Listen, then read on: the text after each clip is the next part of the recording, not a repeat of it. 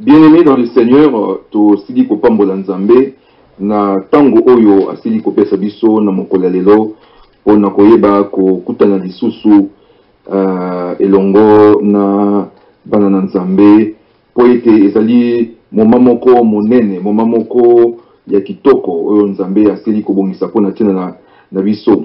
Yango nde nasili ko pambola nzambe, je remercie le Seigneur en tout cas pona nyonso oyo ezali ko salama, surtout principalement pona tina ya planète Béré. Ezali occasion, ezali site monene oyo nzambe asili ko permettre biso toyeba ko telema pe ko panza sango malamu. Yango wana ezali eloko ya mutuya oyo tosengeli ko remercier le Seigneur. Nous remercions le Seigneur pour cela parce que nous savons que Dieu travaille d'une manière ou d'une autre. Il utilise toujours des hommes pour pouvoir apporter sa parole partout oyo et pays bato basili kozala. Et aujourd'hui, le site internet Radio Planète Béré ezali pe moment monene ezali esika monene oyo nzamba basili ko bongisa po ete yona ngai ndeko molingami toyeba kokutana pe kosola kokanisa masolo oyo etali nzambe. Pambate lelo oyo tozali komona makambo ebele ezali koleka na mokili. Beaucoup de choses se passent dans le monde oyo epai que deux fois tozali komituna. Est-ce que encore nzambe azali kosala? Est-ce que ba oya ye bazali lisusu? Tala epai mutuna ezali kotunama bato mingi bazali ko se poser beaucoup de questions. Des gens se posent des questions pour savoir est-ce que aujourd'hui encore on peut trouver encore le travail de Dieu tel que on le pense. Ndenge ezali kosala manatango ya bantoma, ndenge ezali kosala manatango ya ba oyo ya kala basalaki kosala makamu isi kotambwisa liloba na nzambe lolenge esengeli. Mokili lelo oyo ndenge esili kovanda na message ya lelo ndeko molinga mina lingaki to partager eloko moko ya motuya oyo nzambe asili kotia na motema na ngai. C'est quelque chose qui depuis longtemps est toujours en train de, si vous voulez, en train de cogiter, de rester encore un peu dans notre cœur partout, parce que au vu justement du monde aujourd'hui, au vu de ce que nous voyons aujourd'hui dans le monde, nous pensons qu'il y a peut-être un problème que nous n'arrivons pas à résoudre. Voilà pourquoi nous appelons, voilà pourquoi nous avons pensé que ezali eloko ya mutuya oyo tokoki ko sala penza ndenge et sengeli koyeba ko partager encore la parole de Dieu na bande konyon surtout pour faire comprendre que le monde aujourd'hui a tellement changé, mais il y a quelque chose d'assez exceptionnel oyo nzambe azali ko sala. Voilà pourquoi je voudrais encore une fois bénir le nom de l'Éternel, bénir le Seigneur pour ce merveilleux moment qu'il nous a donné. Alors, tokosambela moke pona kotika liloba oyo na kati na maboko na nzambe. Yawe na bikamwa na tiki na maboko na yo maloba oyo ezali ya yo bibelobi na biso que au départ, au commencement était la parole et la parole était avec Dieu et la parole était Dieu. Voilà pourquoi ce soir, une fois de plus, nous voulons inviter ton esprit à prendre le contrôle et à diriger toutes choses selon ta volonté. Nous te remercions pour cette occasion. Dans le nom puissant de Jésus, nous amenons captifs à l'obéissance de Christ toute pensée qui ne confesse pas ton nom, dans le nom puissant de Jésus. Amen. Bandeko, na mokolo lelo tolingi to solola ona o etali mokili nenge zali kotambola. Na lobi na sili ko intitulé message à lelo le monde aujourd'hui. Par rapport à liloba na nzambe, soki na tangi na makomi na nzambe, la parole de Dieu nous dit, dans le livre de Matthieu, principalement au chapitre 24, où nous avons une description que le Seigneur nous fait de ce qui se passera ou ce qui se passe dans le monde actuel. Nous savons que Christ, quand azalaki awanase na mabele, asalaki makamu isi ebele, pe akutanaki pe alobaki pe aponaki oyo ayeba ye kolikoloba ete bokende bopanza sango malamu. Et aujourd'hui, nous remarquons que le monde, la parole de Dieu, telle que Christ lui-même l'avait laissée, la parole de Dieu, telle que Christ lui-même l'avait donnée, cette parole est quelque peu, entre parenthèses, diluée. Elle dit que lelo oyo moto na moto asili kozwa yango a interpréter pe asalela yango makambo ya lingi oyo ezali volonté na Nzambe te. Tala epai lelo oyo mokili ekomi. Soki natangi na mokanda ya Matthieu le chapitre 24, le Seigneur est en train de nous révéler ce que sera le monde aujourd'hui. Azako lakisa biso, azako talisa biso le monde d'aujourd'hui. Monde oyo ezali lo lenge nini. Ndenge nini ezali kotambola. Makambo nini toko monaka na tango ya suka. Parce que tobosa na te bana na Nzambe que tozali na kati na période oyo ezali le début du commencement, le commencement de la fin. Et tous les signes que Christ a montrés, tous les signes que Christ a énumérés dans sa parole est en train de se faire voir ou encore de se manifester. Talatina, ezali occasion monene pour na biso de lo oyo. Tango nyonso toza kotala mokili, esengeli na yo mwana na Nzambe oyeba kososola ke tokomi na période nini. Période oyo tokomi ezali lolenge nini. Mokili esili kobaloka. Makambo ezali koleka lelo. Des fois kutu okomituna, est-ce que ya solo boyambi ezali lisusu na mokili? Est-ce que la foi de Dieu, la foi que Christ a toujours dit, mbala mingi Yesu tanga azali kobikisa soit moto ya maladie azali koloba na ye ta foi t'a sauvé. Na oyo mosusu pa lobi desusu ndenge moko ta foi t'a sauvé. Na epai mosusu kutu alobi o moto oyo azali na boyambi makasi abia na foi moko makasi na moni yango kutu na Jérusalem ete. Donc, ezali kodakisa biso l'importance de la foi, l'importance de la vie en Christ, le lenge esengeli na biso. Mais les situations du monde changent notre perception. Makambo tozali koomona. Lelo oyo bato mingi bazali komituna. Lelo oyo tozali komona ke na kati na baetonga, na kati na biso ba église, tozali komona ke mokili nde ezali kosalema. Mokili nde ezali komimonisa mingi. Ndeko moko alobi na luki mokili na moni yango na kati na etonga. Na luki mokili na moni yango na kati na ba église. Epai mosusu ndeko moko azali kosola moninga alobi naza koluka etonga na Nzambe nazali komona te na yebi te soki nasala nini. Mais pourquoi makambo oyo ezali kosalama? Ezali parce que makambo tozali komonaka kosalaka oyo ezali kosalemaka na kati na baitonga, na kati na baeglise, yango nde ezali kotinda bato mingi lelo oyo bavanda na bandako. Bato mingi bavandi na kati na bandako. Bato mingi bavandi na bandako. Bavandi pamba te po ete bango moko balingi. Non. Ils sont maintenant à la maison parce que quelque part, ils ont été déçus de l'église.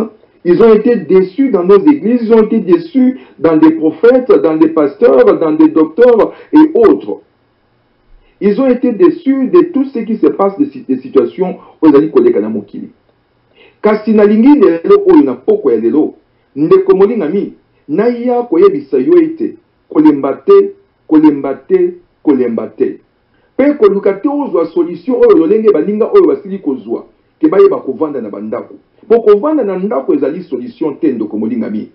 Pamba te, ndenge bakoko balobaka mingi balobi, ke koni moko epelisaka moto te. Esengeli ensemble, pote molimo na Nzambe esala. Bible lobi na biso, que il est bon aux frères de demeurer ensemble.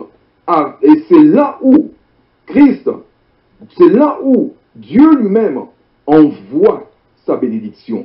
Donc, il y a des gens qui ont eloka motuya ke bana na Nzambe bayebaka kosangana po ete Nzambe ayeba kokita kosala eloko oyo esengeli oyo ye alingi kosala.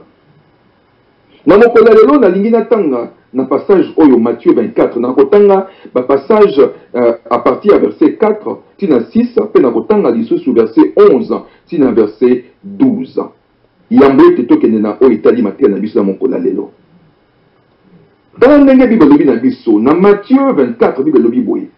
Et lobi, Jésus leur répondit. Et bandi awa po na nini po ete baye kovanda pembeni na Yesu. Balobi na biso, bazalaki kuna na montagne des Oliviers. Yesu avandaki na montagne des Oliviers. Et puis tango asili ko vanda baye koli baye na bato mosu bavandi pembeni na ye babandi ko tuna ye Yesu yo lobaki ke mokili tozokeli mokili ekokoma na suka yo lobaki ke boye babandi ko tuna ye mituna pe balobi na bango lakisa biso lelo oyo lakisa biso lolenge nini eloko nini tokomona tokoyebela ke ya solo mokili ekomi na suka lakisa biso basigne oyo ya la fin du monde abandi kotatola bandi koloba na bango. Jésus répondit balobi na biso na verset 4, prenez garde que personne ne vous séduise, car plusieurs viendront sous mon nom, disant, c'est moi qui suis le Christ, et ils séduiront beaucoup de gens. Nalingi natalisa yo loko moko ya motuya. Yesu ye moka lobi mingi bakoya na kombo na ngai. Mingi bakoya na kombo na ngai pe bako séduire bato ebele. Ils séduiront beaucoup de gens. Pe bokoyoka, vous entendrez parler des guerres et des bruits des guerres. Gardez-vous d'en être troublés, car il faut que ces choses arrivent. Alors, bokoyoka makamboyo. Bokoyoka, parmi basigne pe biso apesi bitumba, makambo ndenge na ndenge. Abi makambo wana sengeli eya po mokili ekoma na suka. Na verset 11, alobi loko moko ya motuya na kosote na koma na verset 11. Alobi, plusieurs faux prophètes s'élèveront. Plusieurs faux prophètes s'élèveront. Ezali maloba na ngai te, ezali maloba na Yesu Masiya. Alobi, plusieurs prophètes s'élèveront et ils séduiront beaucoup de gens. Lolenge moko alobaka na liboso ndenge pa lobi lisusu. Soki otali esika oyo, Yesu a insisté mbala mingi alobi, ils séduiront beaucoup de gens. Ils séduiront beaucoup de gens. Bako séduire bato ebele. Abi bako séduire bato ebele. Pambate, et parce que l'iniquité se sera accrue, la charité du plus grand nombre se refroidira. Alobi meyo, mais celui qui persévérera jusqu'à la fin sera sauvé. Et donc, il y a motu yande yango wana. Alobi oyo akokangama kaka na Yesu, oyo akokangama pe ako persévérer, ye wana nde akolonga. Malgré ba oyo ba ye kosala ko séduire mokili. Lelo oyo ndeko molingami ekomi na tango oyo mokili ekomi moyen te. Tokomi ko mona séduction ya moyini ekomi ko monana. Séduction ya moyini ekomi ko monana à tel point que moyini akoti même na kati na oyo tobengi la bergerie. La bergerie oyo tokolobake ezali etonga na Nzambe, mosala na Nzambe. Bato bakoti moyini akoti tina kati na oyo abimisi pe alatisi ba oyo ya ye ba pasteur, ba prophète, ba apôtre, ba docteur, ba serviteur ya Nzambe ndenge tozali koloba entre guillemets. Moyini asili kosala yango. Tala tina lelo oyo makambo oyo tozali komonaka lelo oyo ezali kobebisaka mitema ya bana na Nzambe, oyo ezali ko refroidir la foi de beaucoup. Ezali koutaka parce que justement dans la bergerie nous avons maintenant des gens, des faux qui sont rentrés. Et sengeli mwana na Nzambe ayeba ko sosola, ayeba ko fungola miso, azala na esprit ya discernement pour na ye ko comprendre pe kotala bato oyo bakomi na kati na bonzambe oyo lelo oyo. Ezali lolenge nini? Pamba te ndeko molingami, ezali kambo ya kobomba te. Yo munanga to sili koyeba. Moto mosusu okomona ye asili kotanga to koloba likambo asili kozwa ba situation na ye soki ndenge nini akoya kobimela yo mbala moko ngai nazali prophète, ngai nazali neni pasteur, ngai nazali évangéliste. Mais soki olandi parcours na ye, olandi parcours na ye, olandi parcours na ye ti na isika oyo ya wuti omeki osala un peu investissement nini au rechercher un peu et pas nini ya awuti okoya komona ke moto oyo non seulement atikalaka koyeba makambo na Nzambe te okomona pe que moto oyo non seulement à cela peut que bon wanate, mais ezali parce que à monique il y a un gain sordide qu'il faut aya kozwa. Talatina tozali ko avertir bana na Nzambe. Talatina tozali ko avertir bana na Nzambe que moi na Nzambe atala keba azala moto nyonso oyo azala tango nyonso tu na mabondeli tango nyonso tu ko senga na Nzambe que esprit ya discernement et ba ko sala na kati na ye. Et l'esprit de discernement, c'est ça qui est important que nous devons comprendre. Donc, comme on dit, nami tango mosusu kotu na ngai, pasteur obandi koloba maintenant na moni pa imoko to pesa un exemple moko ya na koloba boyendeko. Soki to kei na mokanda na acte des apôtres na chapitre 8. Na chapitre 8, okomona eloko moko ya motu, ya na pesa yo quelques exemples. Ya oyo ezali ko salamaka lelo na mokili lelo. Pour pambate manso oyo ezali ko salamaka, Biblia esesili ko fungola yango. La Bible nous a sorti cela, nous a montré cela. Na chapitre 8, il y a mokanda na acte des apôtres. Tokotanga kuna na verset 5 et 13. La ligne otala lisolo oyo ezali koleka awa. Lisolo oyo ezali lisolo monene, ezali lisolo ya Philippe, ndeko oyo tobengi Philippe. Kuna likambo esili koleka awa, Saül oyo babengi Saul, Paul azalaki nini na soli liboso. Tango nanu akomi converti tabani koboma bato abomi bana na Nzambe ebele aye koboma Etienne ti abani koboma kokotaka na bandako bato bapanzani ba apôtre bapanzani na tango ba apôtre bapanzani Bibele akisi biso que moko na bango Philippe akei na mboka mosusu na mboka oyo ya akei nde epai kuna akai kokuta makambo minene na lingi totanga yunangai elongo na verset 5 tina 13. Oyo kadisolo oyo. Bible lobi na biso boye. Philippe étant descendu dans une ville de la Samarie. A commis la ville de Samarie. Philippe y prêcha le Christ. Les foules tout entières étaient attentives à ce que disait Philippe lorsqu'elles apprirent et virent les miracles qu'il faisait. Car des esprits impurs sortirent de plusieurs démoniaques en poussant des grands cris, et beaucoup de paralytiques et de boiteux furent guéris. Et il eut une grande joie dans cette ville. Eza esengo malamu oyo moto na Nzambe azali koteya pe makamu isi ezali kosalema pe kolanda eza komonana bato bakomi convaincu que ya solo bonzambe ya solo yangoyo. Mais eloko nini elekaka liboso avant que bato oyo bazala convaincu. Eloko elekaka liboso balobi na biso auparavant, avant que Philippe aille na mboka ya Samarie, Bible ezali kotalisa biso que il y avait auparavant dans la ville un homme nommé Simon, motomoko kombo na ye Simon, qui se donnant pour un personnage important, yemoko azali komiti ya important, yemoko azali komipesa importance.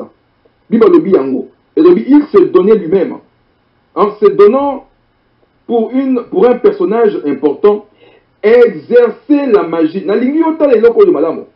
Donc comme on dit na Bible lobi boye. Bible lobi, cet homme exerçait la magie et provoquait l'étonnement du peuple de la Samarie. Tant que vous avez la magie na makambo na ye, bato oyo ya Samarie bazaki étonné, bazaki kokamwa, makambo ezaki koleka. Tous, depuis le plus petit jusqu'au plus grand, l'écoutaient attentivement et disaient, celui-ci est la puissance de Dieu. Celle qui s'appelle la grande. Ils l'écoutaient attentivement parce qu'ils les avaient longtemps étonnés par ces actes de magie. Mais quand ils eurent cru à Philippe, qui leur annonçait la bonne nouvelle du royaume de Dieu et du nom de Jésus-Christ, hommes et femmes se firent baptiser.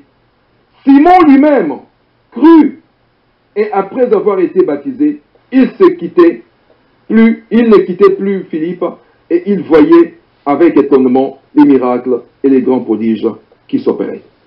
Donc, na kati na ville na bato moto oyo magicien makambo azali kosa ezalaki ba magie, mais bato balobi ezali nde bonzambe, bato babengi yango bonzambe, bato balobi oh ba miracle oyo ewuti kaka na nzambe.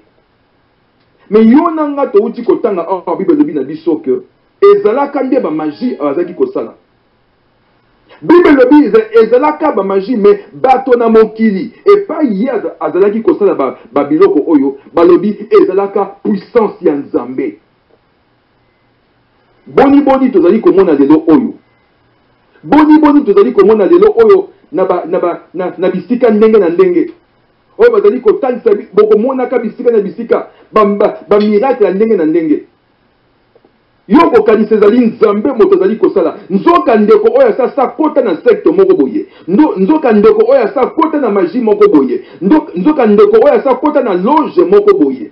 Pamba te ndeko molinga mitika na fongola yo miso ndeko. Ebele na kati na biso lelo oyo basili kokota na kati na ba secte na ba loge na ba biloko ndenge na ndenge. Mais lelo na kokota nanu kuna te. Tokofongola ka yango mokolo mosusu. Mais na poko ya lelo na linginde na talisa yo ke mingi oyo tozali komona ezali kaka ya nzambe te. Ezali nde ba magie makambo bazali kosala au travers ya makambo bango bazali koloba. Esengeli na mwana nzambe azala na discernement pour comprendre que oyo ezali ya nzambe, oyo ezali ya nzambe te. Mais bato oyo bazalaka na discernement te. Mais eloko ya motuya ezali que tango Philippe akomi na mboka ya Samarie, Bible lobi na biso makambo oyo Philippe asali na kote ya liloba na nzambe, nde molimo na nzambe esalami esimbi bato oyo nde epai omoni bango babaluki babongwami mitema balobi hey, nzoka likambo oyo tozali komona liboso ezalaka yango te, ezalaki le faux, le vrai esili koya yango oyo penza bango moko babongwami bakomi baptisé na kombo na Yesu Masiya pe babandi kolanda Philippe. Et ce que tali balobi na biso même Simon yemoko abandi kolanda pe Philippe. Abandi kolanda Philippe. Po atala ba miracle oyo ezaki koleka. Makambo oyo eleki mingi ndeko molinga bi. Eza biloko oyo soki pe otanga na kata ba livre ya acte et pas imosusu komona Paul tango akomi asali makambo isi moto moko azaki pe na magie ayepo asomba. Alors que tu n'as pas l'habit, juste sa magie en ndenge na peso mbongo na somba puissance wana. Ayebite ke eloko wana basomba ka yango te. Ezali ya nzambe. Ou bien ozana yango, ou bien ozana yango te. Nzambe Bible lobi na biso azali souverain. Apesaka na oyo ye alingi. Apesaka na moto oyo ye asepeli. Apesaka lolenge ye asili kolinga. Et Bible lobi na biso tango asili kopesa, Dieu ne se répand pas de ses dons. Mais le problème eloko biso tozali kosalela lelo oyo bato mingi bakomi kosalela mosala nzambe pona tina ya mbongo, bato mingi bakomi kosalela mosala nzambe pona tina ya bagrade, pona tina ya baposition. Or Bible nzambe aza kolakisa biso alobi yango te. Alobi soki yo lingi osalela ngai olanda ngai zala nde mosali ya bato. Mosali ya bato ni koloba te ke yo nde odomine likolo na bango. Elubi ezali nde koloba na biso ke yo nde zala mosali na bango. Mais eloko nini tozali komona lelo oyo, makambo nini tozali komona awa, makambo ebongwani. Tokota nanu na kati na deuxième exemple napesa yo ndeko. Napesa deuxième exemple na kozongelaka mwa moke nsima. Deuxième exemple toke na mokanda ya Acte chapitre 13. Toujours dans mokanda ya Acte na chapitre 13. Kuna pe tokomona pe lisusu makambo isi mosusu. Makambo oyo ezali koleka kuna. Bible lobi na biso boye. Que na mokanda oyo balobi na biso tokotanga na kotanga partie ya verset 6 tina 12. Na limite totanga ilongo. Bible lobi na biso boye. Ayant ensuite traversé toute l'île, awa ezali likambo ya Barnabas na Paul. Barnabas na Paul nzambe alobi ete batia bango à part. Po ete aliza na musala asalela bango, asala na bango. Na tango bandeko basambeli po na bango ba imposer bango maboko. ba molimo na nzambe koki na kati molimo na nzambe bani kotambwisa bango bango wana bakei babali kokende. Barnabas na Paul bakei batindami na molimo mosantu bango wana bakei tina bamboka ebele bakei ti bakomi na île ya Chypre epai oyo bazali kotambola bakomi na esika moko Bible elobi na biso na verset 6 ayant ensuite traversé toute l'île jusqu'à Paphos, ils trouvèrent un certain magicien faux prophète juif nommé Bar Jésus. Dans l'Ignota la malamu ndeko. Bible lobi na biso lobi, ils trouvèrent un magicien faux prophète balobi. Ezali maloba na ngai te ezali maloba na makomi. Ngai te moto na lobi boye ezali nde makomi lobi. Ba benye liboso ba qualifier liboso magicien. Na sima batie faux prophète. Prophète juif. Eli ko ba ke moto oyo azalaka ko exercer ministère à prophétie esika moko. Oh. Tala likambo monene oyo ndeko.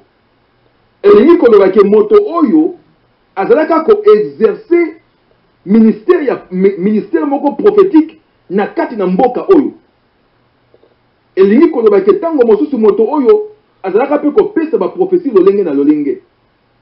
Elingi koloba pe ke tango mosusu moto oyo azalaki ko kabola maloba lolenge na lolenge ndenge ya asili kolinga selon magie na ye esprit oyo ezali kosala. Kombo na ye balobi Bar Jésus. Ezali Jésus Christ te na lingi na taliso malamu. Mais kombo na ye Bar Jésus babengi ye. Azalaka juif. Sikoyo qui était avec le proconsul Sergius Paulus, homme intelligent. Ce dernier fit appeler Barnabas et Saul et manifesta le désir d'entendre la parole de Dieu. Mais Elimas, le magicien, Yewana Elimas le magicien, oh il faut prophète Azali Koloba. Bible le biso, car c'est ce que signifie son nom, leur faisait opposition, cherchant à détourner de la foi le proconsul. Moto oyo azalaka pembeni ya mokonzi moko songolo ekobanda pembeni ya mokonzi alingaki te ata moke mokonzi oyo ayeba nzambe ya solo, nzambe ya Barnabas, nzambe ya Paul oyo molimo mosante tindaki baya na mboka oyo balingaki te ke mosali mokonzi oyo ayoka maloba na bango. Et puis le Bible dit que moto oyo faux prophète magicien dit que ça la nyonso tout akanga bango ba tout ça na pembelité asali opposition adako baré bango. Bible le Bible dit dans verset 9 et donc moto ya lobi alors Saül Saul appelé aussi Paul rempli du Saint-Esprit fixa le regard sur lui et dit homme plein de toute espèce de ruse et de fraude. Molimo na nzambe esosolisi Paul esosolisi ya batalobi molimo oyo eza na kati wana ezali molimo oyo ya lokuta ya ruse ya ba tricherie pe ya ba fraude abengi ye fils du diable ennemi de toute justice alobi na ye ne cesseras-tu point de pervertir les voies droites du Seigneur. Est-ce que au côté kato ya ko kosaka ko bebisaka nzela ya mokonzi elingi koloba ke faux prophète ezali ko sa makambo na ndenge na ye intérêt ezali intérêt ya ye moko ezali intérêt ya mosala na nzambe te et la simana yango et surtout à Paul alobi na biso Paul alobi boye mokanda nzambe lobi tu seras aveugle et pour un temps et tu ne verras pas le soleil. Aussitôt, l'obscurité et les ténèbres tombèrent sur lui, et il cherchait en tâtonnant des personnes pour le guider. Alors, le proconsul, voyant ce qui était arrivé, crut, étant frappé de la doctrine du Seigneur. Ah, alléluia! Bible le biso que na tango asali nyonso tu a empêché mokonzi oyo ayoka liloba na Nzambe. Mais po ete molimo na Nzambe na kati na Paul esosolisi eke makambo nyonso moto azali kosala c'est du diable, c'est l'ennemi. Nde sikoyo apameli ye pe alobi na ye ke mbala moko okomonaka lisusu te. Et sur le champ mbala moko miso na ye ekangami akomi aveugle. Et proconsul oyo asili kondima amona bi ce que nazaki na lokuta. Omoni bana na Nzambe oyo totalisi na liboso na acte liboso tomoni exemple oyo Nzamba pesi biso. Alakisi biso que bato ya ville mobimba Samarie mingi bazaki na kati na bobunga. Bazalaki kokanisa ke makambo ya magicien ezali kosala yango wana nde ya Nzambe. Mais tango Philippe aye makambo changer molimo na Nzambe sali ebongoli makambo. Na deuxième exemple na biso tomoni lisusu wa Paul lisusu ndenge moko na Barnabas bakomi na mboka oyo. Tango bakomi esika wana changement pe salami mokonzi oyo bakangaka azaki voilé au travers de fausse prophétie lelo oyo amonani na miso babimisi prophète faux prophète oyo poisa akomi aveugle. Once again, encore une fois, tomoni que molimo na Nzambe na ya solo eye kosala pesa li différence. Alléluia. Ndeko molinga mi tango mosusu pe mbala mingi tozali komona makambo oyo nazali koyoka tango mingi nazalaka na mwa pasi na motema de fois tango tozali kosovana baninga okoyoka na ndeko akoyebisa yo pasteur nga nazali awa esolo me nazalaka na prophète na nga na Kinshasa toboyi te oza na prophète na yo na Kinshasa eza malamu soki azali moto na Nzambe eza kitoko. Mais lelo oyo toyebi te mosusu kutu ndeko ayebi singa lobi natikala komona ete pe na yebi ete ba introduire ngande na ndeko nde na solaka na ye tango nyonso tu et tango nyonso tu akosambela na ye tinelanga $100 na kosambela na ye boye tinelanga $200 akosambela boye ote il faut s'aimer $100 il faut s'aimer $200 po Nzambe penza afungola ba porte soki basambeli 3 jours 4 jours 7 jours 21 jours 30 jours esili kaka boye tinda susu basala boye. Ndeko molinga mi toyebi te makambo ezali kosala ba ya solo tango mosusu bato pe ya Nzambe bazali kosala makambo ya solo ya bosolo. Mais mingi bakomi kokosa biso mingi bakosi bana na Nzambe à tel point que tokopesaka tokosalaka makambo ndenge na ndenge mais tozokozwa lifuti te tokozwa susu résultat te pamba te lokolenge Bible lobi na biso mingi basili kokota na kati ba magie. Ndeko molinga mi ba oyo bazalaka mingi ba mandona ba oyo bazalaka mingi ba féticheur na kati na mboka wana na Congo par exemple na loba mingi lelo oyo bakoma ba prophète bango nyonso mingi lelo oyo bakomi batie libaya ndenge tolobaka entre guillemets na biso awa que non bango pe bakomi prophète kingandi okomona l'église de Songo l'église le miracle de ceci okoyoka l'église le plus grand la puissance de Dieu ma kombo ya ndenge na ndenge bato oyo pe okomona ke mingi bamipesi ba titre oyo tango mosusu oza komituna na kati na Biblia na mona ba titre oyo te na mona ba titre oyo te lelo oyo ekomi moto nyonso to azwi balati ba titre moko et soko tali lelo oyo ekomi ne ba prophète ekomi ne ba apôtre ekomi ne ndenge wana po soki yo lobi ozali soki évangéliste soki ndenge nini c'est que yo za na se c'est que yo za malamu te ndeko molinga mi bato bakomi kozwa mosala Nzambe lokola ba grade ndeko mosala lobi nga nazalaki évangéliste lelo nakomi pasteur lobi nga nazali na koma apôtre et comme il okola ba grade soki totangi makomi na Nzambe Bible lobi na biso ke biloko oyo to ba titre oyo et ba ministère oyo Nzambe apesi apôtre prophète apesi pasteur apesi docteur évangéliste alobi nyonso wana pona édification ya église. Mais bato basili kozwa yango lelo lokola ba titre lokola titre moko boye nazalaka liboso boye siko na komi boye nazalaka évangéliste na komi prophète nazalaka pasteur na komi prophète nazalaka apôtre nazalaka soki na komi apôtre et tolingi ba titre wana et ba titre wana nde lelo oyo esili kobebisa mokili na Nzambe mingi to koti na ba titre benga kaka lelo oyo pasteur to évangéliste to prophète lobani kaka frère Sangoboni okomona modèle akopamela yo ozobenga nga frère yo yibite nga naza prophète yo yibite nga naza apôtre yo yibite nga naza pasteur mais ya solo bible lobi na biso awa bible lobi na biso atako titre na yo ezali ndenge nini atako olati eloko nini ozali mpe kaka frère na kati na bonzambe nalobi te ke tobanda kobenga bato nyonso tu bafrère me napesi yango lokola ndakisa lokola exemple na makambo tozali komona lelo tellement que tozali accroché na batitre nde yango na bato balingi ndo benge na titre wana soki obenge na titre wana te omemi ngambo. Est-ce que mosala na nzambe nzambe abenga biso mpo na batitre nzambe abenga biso mpo na batitre nzambe apesi moto na moto ministère na ye alobi salela yango lolenge oyo napesi yo mingi lelo oyo tozali kotuna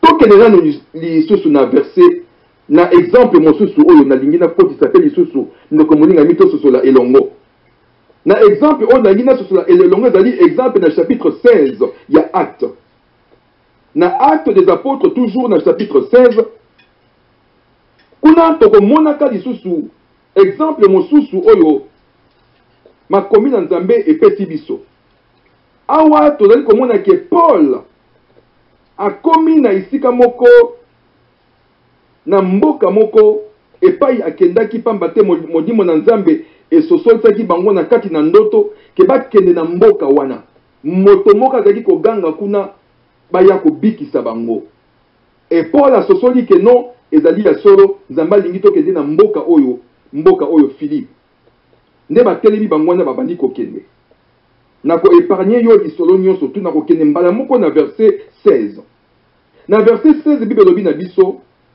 comme nous allions au lieu de prière une servante qui avait un esprit de python et qui en devinant procurait un grand profit à ses maîtres vint au devant de nous et se mit à nous suivre Paul et nous. Elle criait, ces hommes sont les serviteurs du Très-Haut. Nalingi otanga passage au malamu. Molimo oyo, balobi azaki, mwasi oyo azaki na esprit ya python. Mais yo kama loba azali koloba. Azali koloba, ces hommes sont les serviteurs du Dieu Très-Haut. Et ils vous annoncent la voie du salut. Elle fit cela pendant plusieurs jours. Paul, fatigué, se retourna et dit à l'esprit, je t'ordonne au nom de Jésus-Christ de sortir d'elle. Et il sortit à l'heure même. Exemple, on a pesi yango pona talisson de komolinga mikolobete. Bien que mwana mwasi oyo azali koloba maloba ya solo, effectivement Paul bazalaka panza ya solo basali na nzambe et mwana mwasi azali koloba yango ke oui bazali basali na nzambe bolanda bango boyoka bango bazali koya na évangile ya salut mais eloko ya motuya Paul aye kososola lobi aza koloba makambo ya solo mais l'esprit qui est derrière ce n'est pas l'esprit du Christ. Ce n'est pas le Saint-Esprit. Et ça, mon limo ya pito yango wana a pameli mwana mwasi oyo pe a bengani molimo oyo na kati na ye. Et nengi kotalisa biso nini ndeko molinga mi. La séduction de l'ennemi est tellement subtile. La séduction de l'ennemi est tellement subtile, dans le sens que Moïni a utilisé des moyens ébélés. A utilisé des moyens ébélés. A occupé kotalisa yo likambo moko ya solo. Amoni yango quelque part. Mais molimo oyo ye a utilisé pour talisa yo likambo oyo ya solo eza molimo mabe. Aïe aïe aïe aïe aïe. Na linginde ko ososo la malamu. Tala likambo oyo ezali kosamaka lelo oyo na kati na baitonga na kati na bato mingi. Pamba te na kati na makambo na ye ya magie to makambo ndenge na ndenge akoki komona likambo songo elingi kokoma to esengeli koma to ekomaki akoki kobimisela yo yango yo lobi ai oyo penza ezali mosali na Nzambe. Mais l'esprit qui est derrière la prophétie, c'est ça qu'il faut éprouver. Voilà pourquoi le Christ a dit éprouvez les esprits, éprouvez tout esprit. Alors il faut qu'on éprouve l'esprit pour yeba ya solo oyo ezali ya Nzambe oyo ezali ya Nzambe te. Tango oza na molimo ya discernement oko comprendre. Oh alléluia ndeko molingami. Mbato mingi lelo oyo bakoki pe koyela na ba prophétie ya lokuta po boni bapesi biso ba prophétie ya lokuta. Boni basakoli ba prophétie ya lokuta oyo ewuti epai na Nzambe te. Yango ozomona lelo oyo makambo mingi ekokisami te. Po nini? Po ezaki ya lokuta. Mais lokola biso bato tolingi nde basakola po na biso. Lokola biso bato tolingi nde baloba kaka maloba po na biso. Mokolo mosusu tokosambelaka na ndeko moko tosambeli pe tolobi amen na Nzambe apambola yo. Ndeko alobi pasteur omoni nini? Ngalobi na moni eloko te. Na sambeli kaka Nzambe asala oye asengeli kosala. Ah omoni te est-ce que moni ngabi te? Ndeko lelenge tosambeli na boyambi oyo tozali na yango Nzambe na bikamwa akoyeba kotelema. Omoni que bato mingi ba mesani kaka ke osakola olakisa ye oyebisa ke yo lati boye yo kuna na ndako tikaki boye eloko nde bato balingi yango wana tala tina moyini a comprendre yango tango a comprendre ndengo wana abimisi ba oyo yeba prophète bakomi kosalela na mokili lelo oyo e bana Nzambe mingi bakomi séduit ce qui omoni malamu totanga ke na chapitre 24 ya Matthieu tolobi bato mingi bakozala séduit mingi bakomi séduit na esprit ya prophétie mingi bakomi séduit na ba prophétie ya lokuta nde epai tokangami na yango ndeko molingami Bible lobi na biso prophétie ya liboso ezali liloba na Nzambe. C'est la parole de Dieu qui est la prophétie, qui est la prophétie toute faite. Ce que tu veux dans ta vie arrivera parce que la parole de Dieu le dit. Si tu t'accroches à la parole de Dieu, si tu t'accroches à la foi de Dieu, si tu t'accroches comme Dieu lui-même veut, si tu tiens le pan de la vie de Jésus-Christ, c'est à ce moment-là que le Christ descend et commence à agir, et commence à faire des miracles. C'est la foi, et la foi qui a triomphé du monde, c'est la foi en Christ. Et lorsque nous nous accrochons au Seigneur, c'est là où Dieu commence à faire des miracles, à nous amener dans d'autres dimensions. Ce n'est pas simplement des prophéties de Komolingami. Car les prophéties passeront. Les prophéties passeront, je te dis, de Komolingami. Je te dis que les prophéties passeront. Mais la parole de Dieu ne passera jamais. Voilà pourquoi c'est une émission qu'on commande dans Nzambe. Oh, alléluia, alléluia, alléluia. De Komolingami, tika na talisa yo loko moko susu Bible lobi na biso. Bible talisi biso ke ya solo ke na tango ya kala. Bazalaka pe ba prophète ndenge na wuti kotangisa yo ndenge na wuti kotanga na yo elongo na kati na makomi na Nzambe mais esilité to suki wana te mais yango pe lisu na lingi na taliso lisusu que Bible yango moko ezali koloba na biso makomi na Nzambe ezali kotalisa biso que na mokanda ya 2 Pierre soki ezali na Bible na lisusu ndeko na kosenga yo fungola lisusu mwa moke na mokanda ya 2 Pierre na 2 Pierre Bible lobi na biso loko moko ya motu ya 2 Pierre chapitre 2 et le bin biso bona verset 1 tina verset 3 natanga yango na lombango po tango na biso siliko kende il y a eu parmi le peuple de faux prophètes et il y aura de même parmi vous de faux docteurs. Nzambe yemo azali koloba Pierre azali koloba il y a eu de faux prophètes et ils sont venus. Il y aura encore de faux docteurs qui introduiront des sectes pernicieuses et qui, régnant le maître qui les a rachetés, attireront sur eux une ruine soudaine. Plusieurs les suivront dans leur dissolution et la voix de la vérité sera calomniée à cause d'eux. Et puis, ça contacte biso, ba caractère na bango. Abi par cupidité. Par cupidité. Ils trafiqueront de vous au moyen de paroles trompeuses. Oh, alors, ils trafiqueront de vous au moyen des paroles trompeuses. Eux que menacent depuis longtemps la condamnation au don, la ruine ne sommeille point. Abi bakoya na ba parole ya lokuta, na maloba ya lokuta. Mais na lingi na tali sous caractère na bango ekozala ndenge nini? Caractère ya bato oyo. Toke na verset 12. Tala lo ndenge caractère na bango ekozala. Pour que oyeba moko na moko, Bible lobi na biso boye, lobi. Mais eux semblables à des brutes qui s'abandonnent à leur penchant naturel et qui sont nés pour être prises et détruites. Ils parlent d'une manière injurieuse de ce qu'ils ignorent, et ils périront par leur propre corruption, recevant ainsi le salaire de leur iniquité. Ils trouvent leur délice à se livrer au plaisir en plein jour. Homme taré et souillé. Yokandenge bazali ko qualifier bango. Homme taré et souillé. Ils se délectent dans leur tromperie. Le kuta etondi na monoko.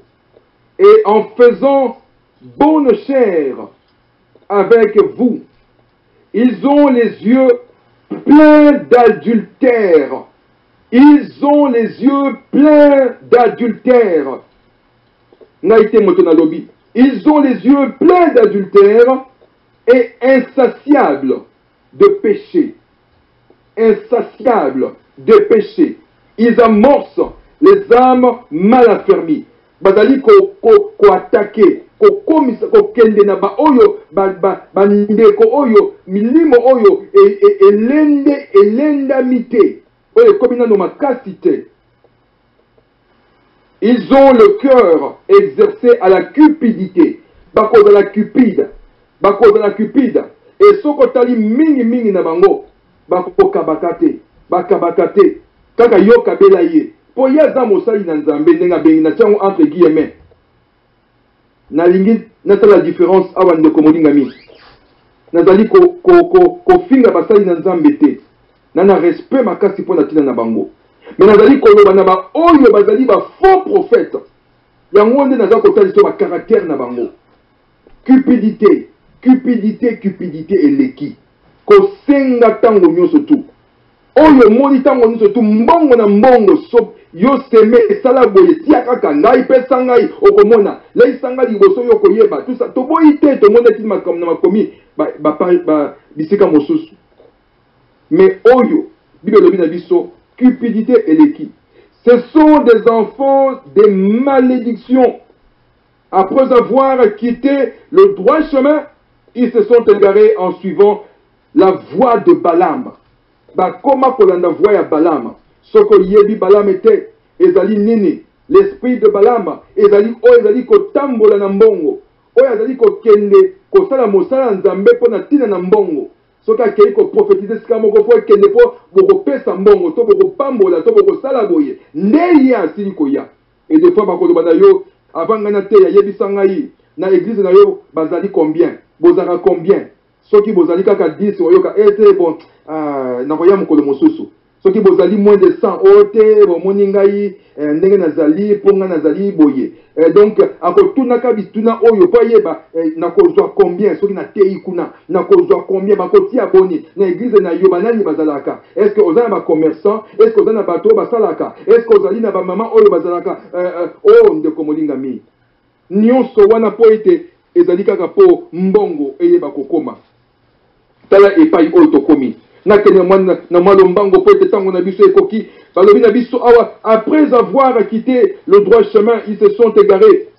Ils se sont égarés en suivant la voie de Balaam, fils de Bosor, qui aima le salaire de l'iniquité, qui aima le salaire de l'iniquité, mais qui fut repris pour sa transgression. Une ânesse muette faisant entendre une voix d'homme. arrêta la démence du prophète. Babélier, démence. Il va le dire à ces gens-là, faux prophètes, ces gens-là, de faux serviteurs qui sont rentrés dans la bergerie et qui essayent de changer les cœurs des hommes, des enfants de Dieu. Il va le dire, ces gens-là sont des fontaines. Verset 17, ce sont des fontaines sans eau. 2 Pierre, chapitre 2, verset 17, le dit, Bazali ba fontaine oyo ezanga mai, fontaine oyo ekauka. Tala nde komolingami, epai oyo bato mingi bazokende kosokolaka. Na ba fontaine oyo mai ezali te. Na ba fontaine oyo ekauka, nde epai bato bazali kosangana. Babi, ces gens-là sont des fontaines sans eau, dénuées, que chasse un tourbillon. L'obscurité des ténèbres leur est réservée, avec des discours enflés de vanité. Enflés de vanité, bazara ngai ngai, moi, motakoya kokota na kati, ngai, il faut vendre na kiti malo, il faut salabo, ngai. Et ceux qui bosali, boyambie malamote, lobi bomemi ngambo. Ils amorcent par leur convoitise de la chair, convoitise de la chair, par la dissolution, ceux qui viennent à peine d'échapper aux hommes qui vivent dans l'égarement. Ils leur promettent la liberté quand ils sont eux-mêmes esclaves de corruption, car chacun est esclave de ce qui a triomphé de lui. Talande komolingami. Talande nini oyo bime zali koloba na biso. Tala epai nini oyo tokomi na mokola lelo. Lolenge nini bato bazali kotambola. Tala ndenge nini ba faux prophète bakomi kotambola bisika na bisika. Yango nde tozali kobelela bana nzambe. Toyeba kozala na isika oyo esengeli. Toyeba kososola. Kosenga ite ke nzambe ayeba kotelema asala papa. Kosenga ite ke nzambe ayeba komimonisa. Kosenga ite ke nzambe akoma na isika oyo esengeli. Nzambe apesa yo esprit ya discernement. Soki apesa yo esprit ya discernement ekozala malamu mingi. Po ete oyeba kotala makambo ndenge ezali kokende. Nde eloko nzambe azali koloba. Esenge na yo ndeko molingami na poko ya lelo. Zala moto oyo azali na molimo na nzambe mpona kososola kotala bisika oyo esenge na yo kokende mpe koyeba bisika oyo esenge na yo kosimba pamba te mokili oyo esili kobeba. Il y a beaucoup maintenant qui sont rentrés dans la bergerie ndeko molingami. Ebele bakoti na kati na bergerie. Ebele balu bakoti na kati na bergerie. Bakomi koluka koboma biso nzambe. Ezali nde tango oyo mwana na nzambe ya sosola. Yango nde na lobi ete ndeko molingami. Tango yo lobi ete te kasi pona te na yango na vanda na ndako. Kovanda na ndako te. Ezali na bisika oyo pe epai oyo. Bazali koteya na nzambe na lolenge esengeli. Ezali pe na basali oyo. Bazali pe na molimo na nzambe. Nde epai oyo ndeko molingami esenge noko kende. Nzambe asosolisa yo, nzambe atalisa yo, afungola yo mande na yo, po ete oyeba epai songolo nde epai na sengeli kokende. Nzambe oyo tozali kobelela azali nzambe ya solo. Soki yo sengi ye direction, akopesa yo direction oyo. Soki pe okutani na moto ndeko, eloko tokosenga ezali teke bana nzambe mingi po tozali kotanga makomite. Kozanga kotanga makomite ezali kosala ke toyeba kososola te. Vous les reconnaîtrez, vous allez les reconnaître tout simplement par leur vie. Vous allez les reconnaître, vous les reconnaîtrez par leurs fruits. Et c'est ce que vous fruits na bango ezali nini. Okoyeba ba fruits oyo. Okoyeba soki ozali moto ozali na molimo na nzambe. Okoyeba kososola koyeba pe kokanisa. Nakalisi mokolo mosusu nde epai tokoyeba kotanga kotala lisusu tobanda kososolisa moko na moko tokota kati na mozindo koloba tala ndenge makambo ezali kosema na mokolo lelo tobimisa lisusu ya poisa po ete lelo oyo esenga na biso toyeba koloba na ntango tozali koloba te ndeko molingami nde epai balu oyo bakomi kozwa place position. Okomonaka bango bisika na bisika, okomonaka bango na ba télévision, okomonaka bango na ba radio, okomonaka bango na bisika na bisika, ba campagne na lolenge na lolenge. Mais Bible lobi na biso, to eba kokeba. Otangi yo moko na makomi ba lobi na biso, ce sont des fontaines sans eau. Fontaine oyo ezanga mai. Yango ande esengeli ndeko molingami, to eba kozonga lisusu na kati na makomi, to eba kozonga lisusu na kati na bonzambe. Nzambe oyo asosolisa biso. Nzambe oya pesa biso makasi lisusu alendisa moko na moko ndeko molingami na sepeli na moko la loko kabola liloba oyo po ete molimo na nzambe Et c'est biso na motema to ba ko kabola yango elongo. Ya solo to ko kiko to solliciter to ko continuer mokolo mosusu soki nzambe apesi biso pema na bomoi. Nde to ko yeba ko loba lisusu na o etali makomi na nzambe le monde d'aujourd'hui. Bible lobi na biso, ce sont des fontaines sans eau. Faites très attention. Bible lobi na biso to keba mingi ba ye ko séduire peuple de Dieu. Yango tout ça attention. Yango tout ça dit comment lelo oyo mingi to dit koloba ah ba pasteur basalibo ndeko molinga mi na lingio sosola. C'est parce qu'il y a eu des loups qui sont rentrés dans la bergerie. Et ce sont ces loups justement qui commencent à faire ces choses. Mais Bible le bina biso ke biloko oyo esengeli koma poto yeba ke to komi na suka ya mokili. To komi na le début de la fin de ce monde. Ndenge Yesu ye moka lobi. Alobi beaucoup viendront pour séduire et ils séduiront beaucoup de gens. Ils allient tango oyo yona ngande koto sosola. Modi mona nzambe asotolisa biso. Modi mona nzambe apesa biso makasi. Modi mona nzambe lo sambo na ngai zali ndeko molinga mi yo oyo zali kolanda ngai. Lo sambo na ngai zali ke nzambe apesa yo mayele makasi sagesse oyo esengeli. Po ete oyeba ko discerner eloko na eloko. Po na mokili ya lelo sans discernement ezali pasi mingi. Ezali pasi mingi. Sans discernement ezali pasi mingi. Talatina, tu as besoin de mon nzambe. Et mon nzambe, le Saint-Esprit de Dieu, est dans le GPS nabiso. Et là, il y a kisabiso bisika nyonso tout. Et là, il y a kisabiso et pas on a sengeli ko kelete et pas on a sengeli ko kelete. Et pas on a sengeli ko kelete destination pour les alliés de lo lengenini. Talatina na poko lelo. Na sili ko kumisa nzambe pe ko pambola nzambe. Na ngonga oyo asili ko pesa biso. Oyo akoyeba ko kabola liloba na ye. Oyo yakoyeba kozana ye lisusu elongo. Ndeko molinga mi bien-aimé dans le Seigneur. Je voudrais une fois de plus te laisser avec cette réflexion. Senga na nzambe tango nyonso tu azalaka na yo pembeni. Sans le Saint-Esprit de Dieu, nous ne pouvons rien. Et nous ne pouvons même pas faire quoi que ce soit. Tokotambolaka lokola bonyama. Et tokokendaka na kati na bisika oyo. Ezali ba fontaine. Mais ezanga mai. Et bisika wana tango mosusu komona ke bato batondi ebele. La foule elingi koloba teke molimo na nzambe ezali wana. Foule elingi koloba teke c'est toujours et pas yo molimo na nzambe ezali. Tango mosusu na église et pas yo zali. Bozaka mitano, bozaka 10, bozaka 20, bozaka 30, bozaka 40. Ndoko molinga mi tango mosusu esika wana nde pa molimo na nzambe ezali. Kasi yo yeba ko sosola. Oyeba ko sosola. To yeba ko sambela pe ko tia. Ba oya solo ke nzambe apesa bango makasi. Ke nzambe abanda ko binisa poasa. Ba oyo nyonso oyo nega tangi na makomi na bango na makomi na ye ba faux. Babanda ko bima moko na moko. Makambo tozali komona oyo oza komona kana ba internet makambo ndenge na ndenge. O pasteur kingani boy. Oyo eloko boyisa we komitungisa na yango te nzambe. Komitungisa na yango te ndeko na ngai. Nzambe ndaza ko bimisa poasa moko na moko. Nzambe ndaza ko bimisa yango moko na moko. Il faut biloko oyo bima poto yeba ke ezalaka na kati na biso. Ke to sala attention sikoyo ezala lisusu te.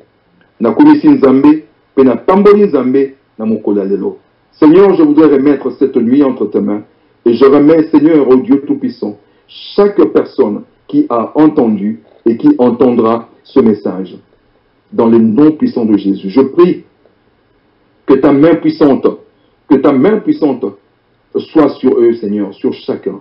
Je prie, Seigneur, que tu accordes, Seigneur, ta faveur et ta grâce à ton peuple, afin que ce soir, que nous puissions discerner.